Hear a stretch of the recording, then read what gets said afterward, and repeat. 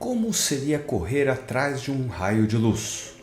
Esse pensamento surgiu na cabeça de um menino de 16 anos que, como qualquer adolescente, costumava sonhar. Mas aquele não era um garoto qualquer. Seu nome era Albert Einstein e o seu devaneio revolucionou o mundo.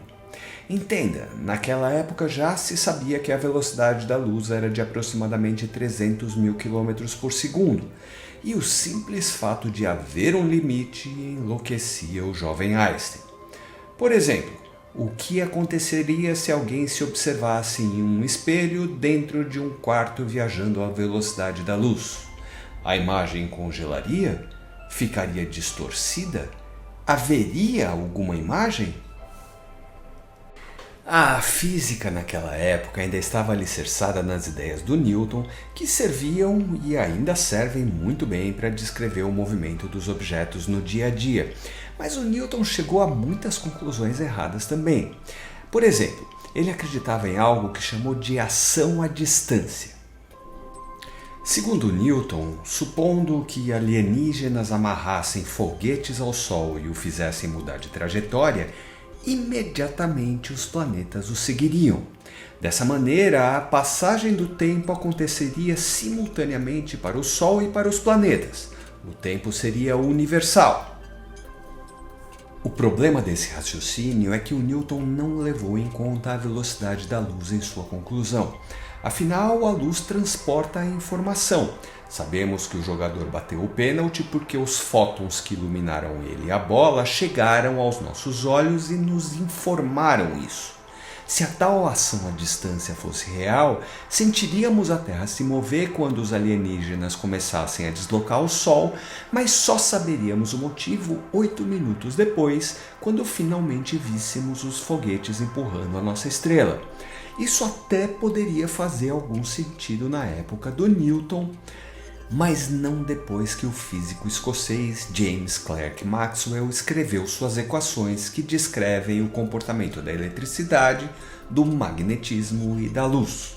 Maxwell descobriu que os três eram manifestações diferentes do mesmo fenômeno, e suas equações demonstraram que a velocidade da luz no vácuo é sempre a mesma.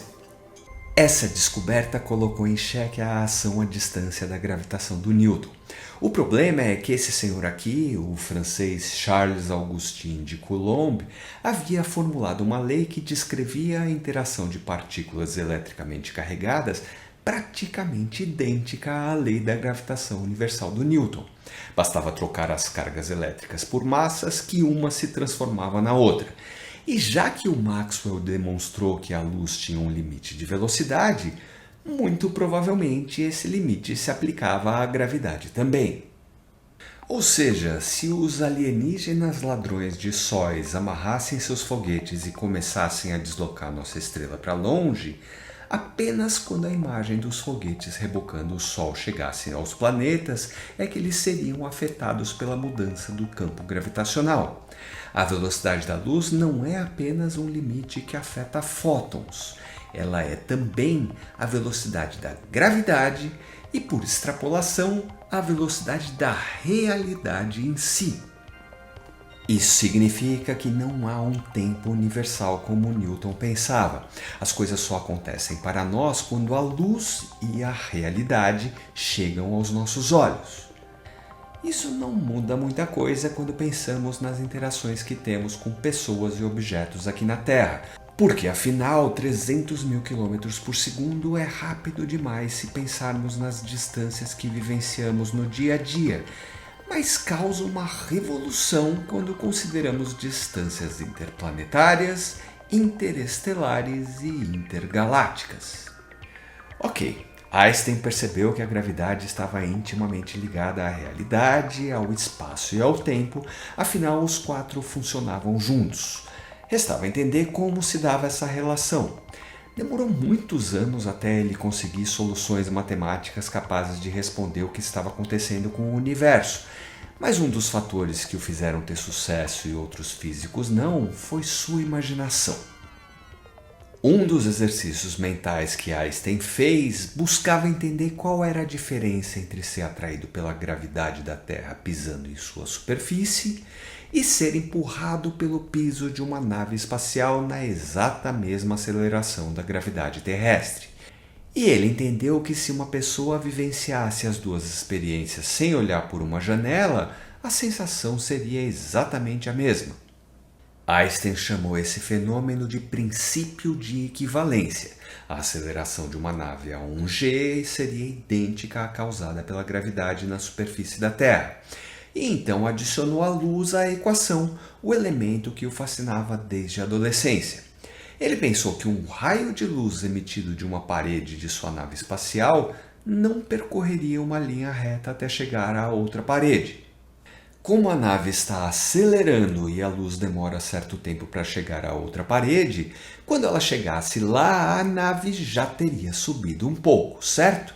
Seria uma diferença mínima, claro, afinal a velocidade da luz é imensa, mas ela estaria lá. O problema surgiu quando ele imaginou o mesmo cenário na superfície da Terra. A luz viajaria em uma linha reta aqui, não? Afinal, apesar da aceleração da gravidade, o planeta não está subindo.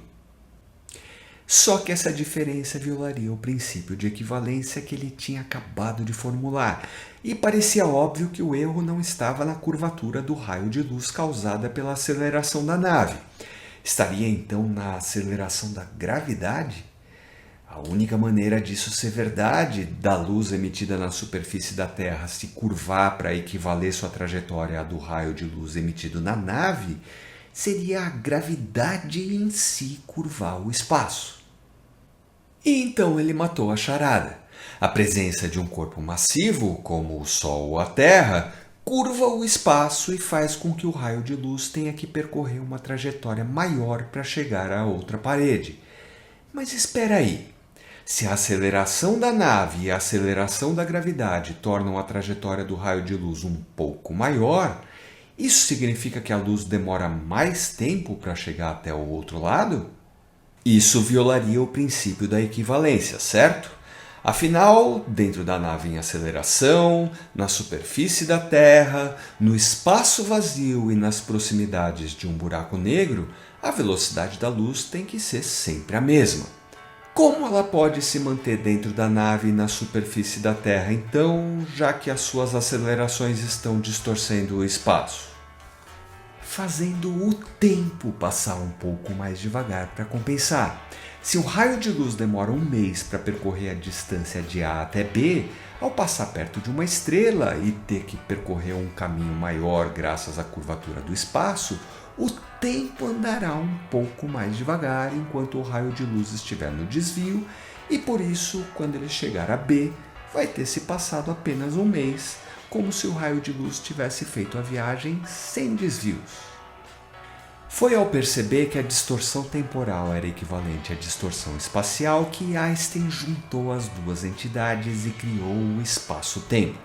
Ele foi a primeira pessoa que entendeu que o tempo era mais uma dimensão, e o espaço e o tempo duas faces da mesma moeda. Einstein descobriu também que matéria e energia são a mesma coisa, talvez sua descoberta mais bombástica de todas. Mas esse é um assunto que rende outro vídeo. É impressionante o que o cérebro humano é capaz de fazer quando alimentado apropriadamente.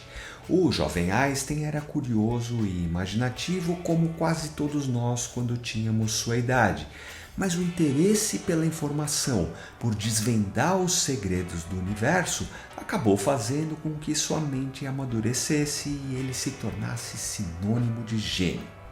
Quanto à pergunta que Einstein se fazia na adolescência, suas próprias equações devem ter sido um balde de água fria. Não é possível andar à velocidade da luz, pelo menos não de acordo com o que sabemos até agora.